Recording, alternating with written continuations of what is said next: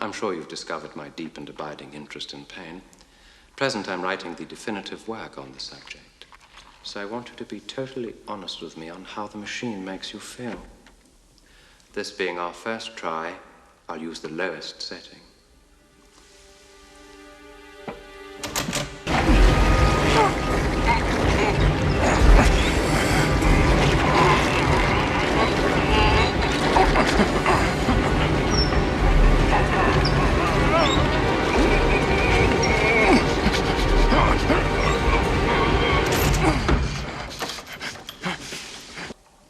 I've just sucked 1 year of your life away. I might one day go as high as 5, but I really don't know what that would do to you. So let's just start with what we have. What did this do to you? Tell me. And remember, this is for posterity, so be honest. How do you feel?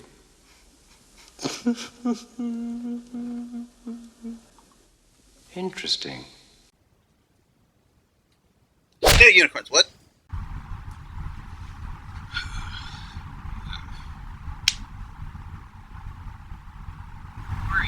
Anatsin idinam kvima. Not Barbie Thulu? Ummahamurapim esu ibi hamkarum wakilhamisten. Where'd you even come from, anyway? Kiyam ulamidani. Never heard of it. Ummasuma salasak. What are you doing here, anyway? Kursayam anatsin magir sakanakam dimmatu. Backshelved? Pasu.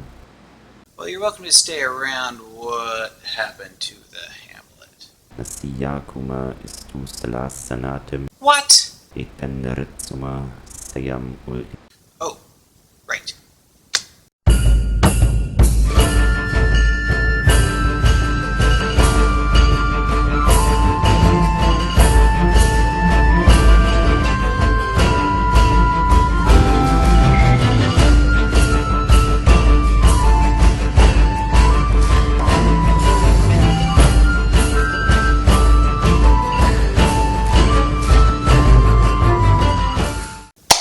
Hello, my lovelies, and welcome to the NPC Reviews.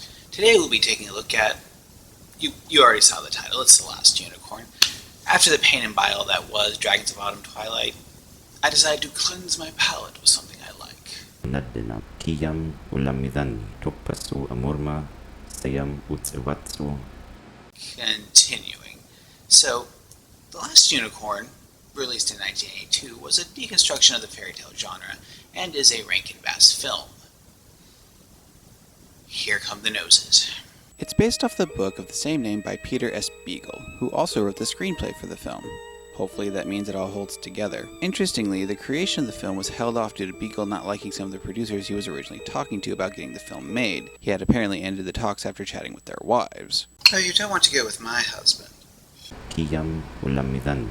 He has terrible business sense and he doesn't like My Little Pony. Topasu amurma sayam utsu. And if you can't trust wifely gossip, what can you trust? Anywho, let's get this show on the road. This is The Last Unicorn. Once upon a time, in an atmospheric magical forest, two hunters go hunting, with the shadow of the unicorn lurking at the fringes. However, the hunting isn't good, and the elder hunter bemoans the lack of game with some exposition. I mislike the feel of these woods.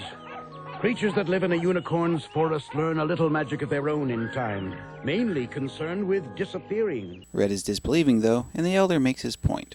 And why do the leaves never fall here? Or the snow? Why is it always spring here? To avoid the awkwardness of puberty? With that, they decide to leave, and the elder gives his farewell advice, much as the elderly often do. Stay where you are, poor beast. This is no world for you. Stay in your forest and keep your trees green and your friends protected. And good luck to you, for you are the last.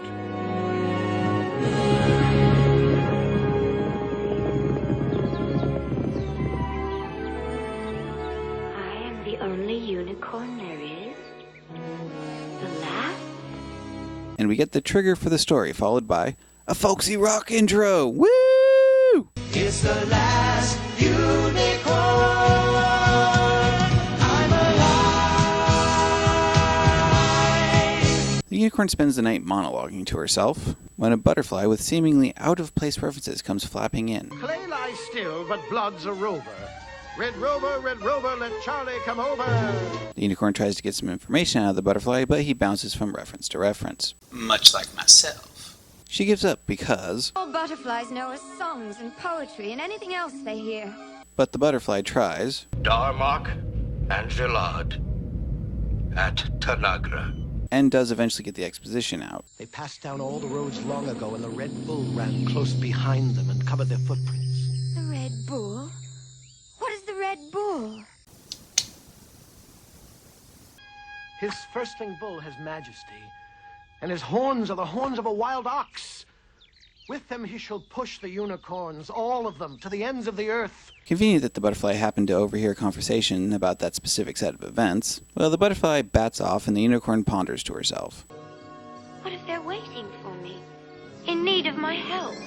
Kind of a high opinion of yourself, eh? But this does denote her general naivete. With this resolution, though, she leaves her forest and sets off, leaving her forest friends behind. Quickly followed by an encounter with a man that does not recognize her. This gives her hope, though, as perhaps the others are hiding where humans cannot see them. Followed by more folksy rock. Here I am, one man's road. However, walking man's road is a weary task, and the unicorn takes a nap, leaving her as ripe pickings for the cheap witch Mommy Fortuna. She gawks in wonder. Well, bless my old husk of a heart.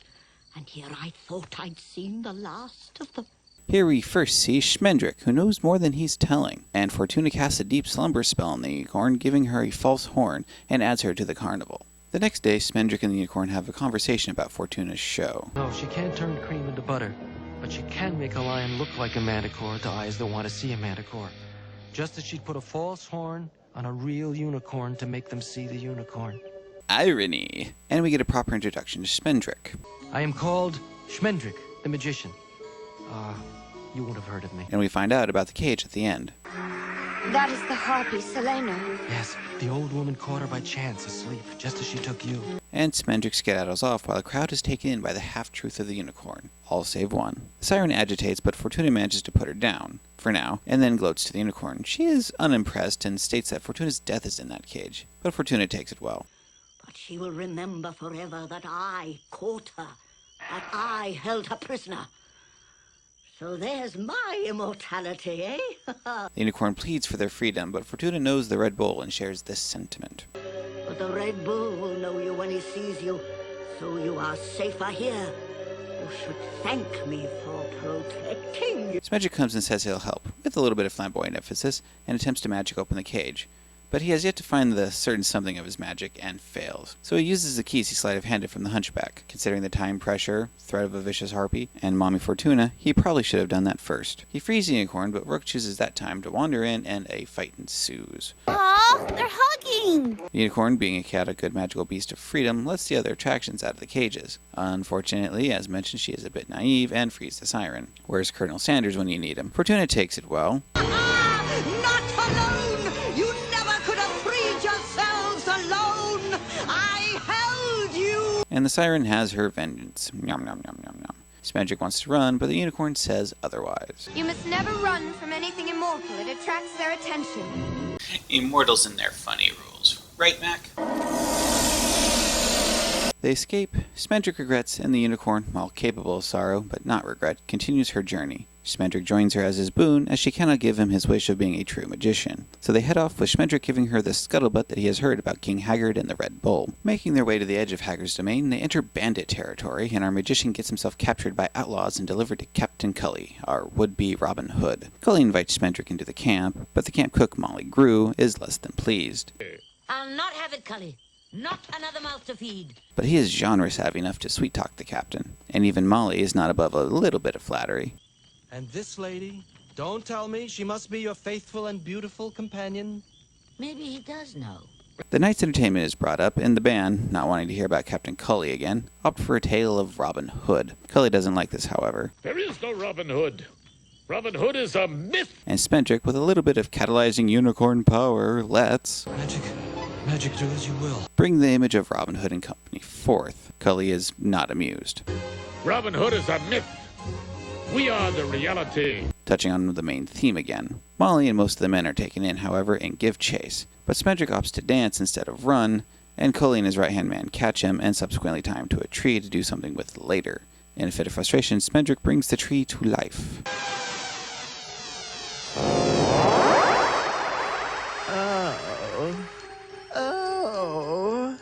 Oh, I love you. I love you. Love, love, love, love. Who knew Marshmallow Hell had a splinter hazard? Anywho, the unicorn saves him and Smedrick is jazzed over having performed real magic. Then Molly Grue shows up. She sees the unicorn for what she is and has some choice words. And where were you 20 years ago? 10 years ago? Where were you when I was new? When I was one of those innocent young maidens you always come to? How dare you? How dare you come to me now, when I am this? But ultimately all is forgiven, and Molly joins the group despite Smedrick's protests. They get to Haggard's kingdom with some more folksy rock music. Yay! As they camp, the Red Bull shows up. So the Red Bull herds the unicorn, and with a little prompting from Molly, Smedrick lets the magic flow. And the unicorn is saved, but not to the pleasure of Molly, or the unicorn. What have you done to me? I'm a unicorn. I'm a unicorn. Hooray for well-placed hair! Now for a brief break to babble about the animation, my dears. You can tell just by looking at it what decade the film came out in, and considering some of the examples we have from them, it would be understandable if you wanted to give the film a pass. But honestly, the animation is well done. The backgrounds are beautiful and colors rich. In general, I do prefer the cell color palette to the digital, but I think the point still stands. With character designs both pleasing and intriguing, all of which, especially the unicorn herself, are inspired by the art of medieval tapestries, except the noses. Sure, it's not the most beautiful, but it is solid, at least if you're going with the DVDs using the German masters, and that should be noted. Something interesting about the animation that I noticed is that the majority of The Last Unicorn is done in a realistic style. Most of the camera angles are at eye level or just above or below it, with very few subjective cinematic points of view, and lots of loosely framed shots. Additionally, a number of the shots are at medium range. This is fascinating because while the cinematography is realistic, when you combine the visuals of the style with the fantasy character and background designs, the film comes off looking like a storybook. The end result is a realistic portrayal and fairy tale portrayal playing out to the viewer at the same time, which ties back into the theme of the film, which is fantasy versus reality. Is that what the director and the animators had in mind? I make no presumptions on that point, but it is an interesting way to interpret things, no? An interesting side note is that The Last Unicorn and the Ghibli films are actually cousins. Sort of. Turns out Rankin Bass hired the animation studio Topcraft for most of their films, and the core folks in that studio went on to form Studio Ghibli. Who knew? Alright. Is Snark going to be your thing? With Cloaky gone, I was hoping I could be snarky. Singing career. They make their way to Haggard's castle and meet the man himself. They try to enter his employ, but he is a very Spartan man who's not the easiest fellow to please. I will keep nothing near me that does not make me happy. Apparently food doesn't make him happy either. Additionally, King Haggard already keeps a pet wizard, but Molly makes an interesting point. He doesn't. This marvelous Mabrook doesn't make you happy. Well, the other magician is less than pleased at being laid off, and starts to conjure some wrath when the unicorn, now Amalthea, intervenes. He knows what is going on, and leaves knowing that Haggard has let his doom in. And Amalthea and Haggard bond over some ocean viewing, but she intrigues and angers him. What is the matter with your eyes? Why can I not see myself in your eyes? I hear they have drops for that now, don't worry. And Prince Lear convinces his father to let them stay. Father, what difference does it make? She's here. For once, you are right. I would question the logic in that statement, but when Christopher Lee says it's okay, you don't argue. A time montage and more folksy rock music happens, with Lear off doing heroic things to impress Amalthea, while Haggard spies. She is not impressed, and Smedrick tries to keep the king occupied. After the time skip, we find Lear lamenting that Amalthea isn't impressed by his great deeds, and Molly suggests that maybe she's not one to be won over by such things. However, Lear wants to know her and to be what she needs, and Molly takes this to Amalthea while more spying occurs. But Amalthea is not in the best of states. What is it that I'm seeking in this strange place, day after day?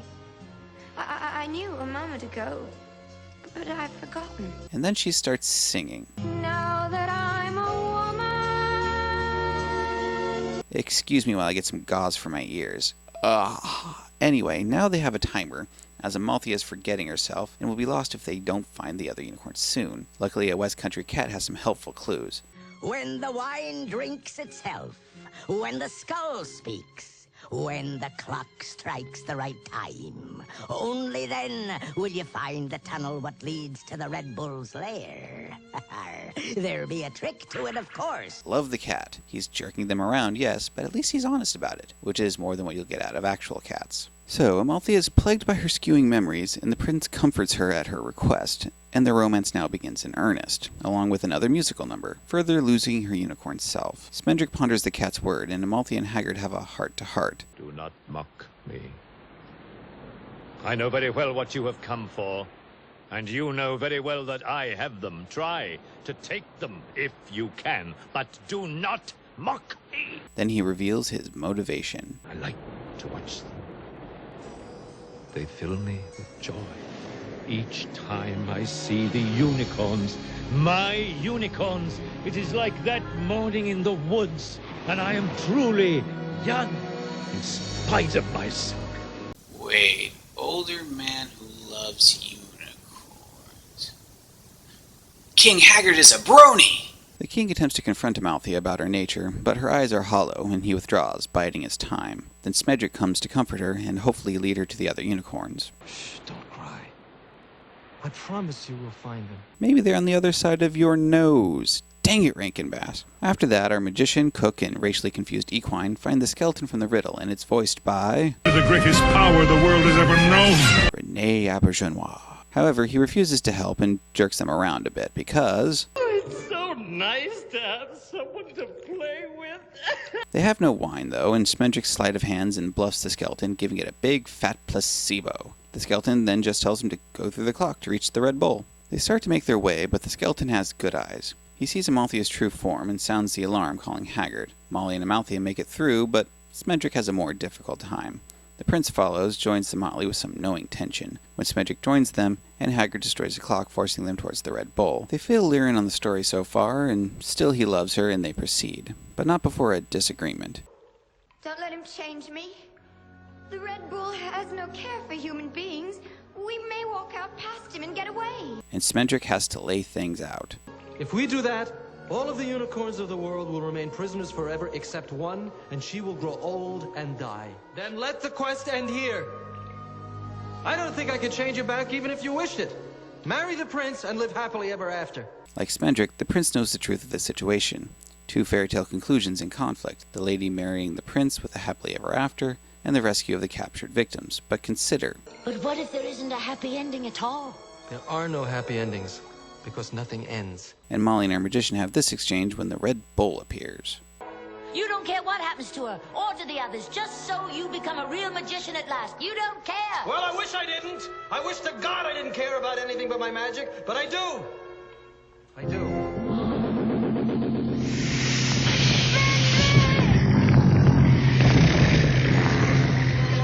I wonder how that keeps happening, considering we would never do such an obvious joke. Now let's take another small break. The sound of The Last Unicorn is an interesting mix. To start off with, none of the voice acting is bad. Dare I say the voice acting, except for a slightly flat cat, is positively sterling? You're so kind. You have a star-studded cast that any producer or director would call up their firstborn for, ranging from Alan Arkin and Mia Farrow in the leading roles to supporting roles filled with the like of Angela Lansbury and Rene Auberjonois, to the villain himself, voiced by one of the great actors of the age, Christopher I Actually Am That Badass Lee, in both the English and German dub, I might add. They even looked out of the pitfall of just assuming screen actors can voice act, so, voice acting good. Now on to the complications. The complications come in the form of the music numbers. If the film has a major flaw that can't be talked away by stylistic preferences, it's the pacing. Suffice it to say, the pacing is erratic. Short, then quick, repeat, and medium towards the end, and the music exacerbates this. The song numbers are performed by the band America, and they do them well. Walking Man's Road is a good match for the film thematically, but it slows things down, forcing the plot points to resolve quickly. Instrumental scores would have been more elegant, fitting, and tighten things up a bit while leaving more room for the plot points to play out. Good songs with less than ideal functionality is what I'm getting at. And then you have the out-and-out musical numbers from Amalthea and Prince Lear. The rest of the film is played straight, kind of like Land Before Time before the sequels, and then BAM! Disney-esque song sequence. On its own, I wouldn't have said anything, but the two just cannot pull it off. That's all I've got to say. Bridges comes off as bland, and Pharaoh breaks glass. And this is in character, so I can only imagine what's going on in Molly's head. I can't remember. So to put it laconically, voice work good, music problematic. Now back to the movie! So the Red Bull sees through her clever disguise and goes after Amalthea. They try to flee, but the bull catches up, and Schmendrick finds that certain something and turns her back into a unicorn, giving her a fighting chance. However, it seems that round 2 is going to go the same way as round 1, and Lear demands Schmendrick do something. But Schmendrick cannot. But helping and saving people are what heroes are for, after all, and Lear interposes himself between his love and the bull. And feels the horns. Haggard watches on, and the Prince's death drives the unicorn to drive the bull into the sea, freeing the unicorns, who hit the shore like a great wave, bringing down the house. And Haggard has his final moment. The last! I knew you were the last! Defeated but still right in the end, and killed by the hands or hooves of his unicorns. Or gravity if you want to be technical. And the unicorn uses her healing spell-like abilities to restore Lear. Lear soon parts ways with Schmendrick and Molly, but the true magician has these words for the now king. She will remember your heart when men are fairy tales and books written by rabbits. Of all unicorns, she is the only one who knows what regret is, and love. There is one more meeting between the traveling companions, and the unicorn reflects on how she is different now. Unicorns are in the world again. No sorrow will live in me as long as that joy. Save one. And I thank you for that part too. So the unicorn makes her way home, and the film ends with more folksy rock music. Despite any jokes I've made about this movie, I do like it greatly. That's not to say it's without flaws. We hear the butterfly's exposition again a bit soon after hearing it the first time. And as mentioned, the biggest flaw of this film is the pacing. The setup with the musical numbers and how it compresses the plot does throw things off, and that can be a bit too much for some. But if you know about it ahead of time, the pacing whiplash doesn't hit quite so hard. See? I'm helping. And the rock, folk, pop music might not do it for some folks, but I personally like the songs, even if they were rather rough in their insertion into the movie. What really elevates this story are its themes of expectations and how the fairy tale promises crash against reality, and that reality often wins. But if you look for it, there's something to be had from these fairy tales, and wonderment to be found. It's all very bittersweet, from the dream of Robin Hood and the reality of Cully, to the wants of a lady and her prince conflicting with the needs of the unicorns. It's that bittersweet ending that makes this film the standout that it is, although the comedics do help. Although if this is not your type of film, nothing I say is going to change your mind. I do recommend you give it a watch, though. I think it's worth your time, for what my opinion matters. Well, that felt good. Next time, on to something else. What? Not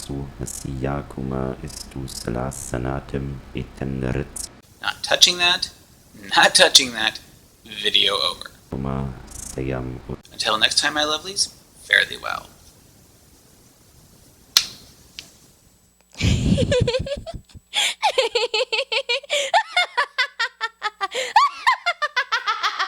And if you love me, let me go, and run away before I know. My heart is just too dark to care. I can't destroy what isn't there.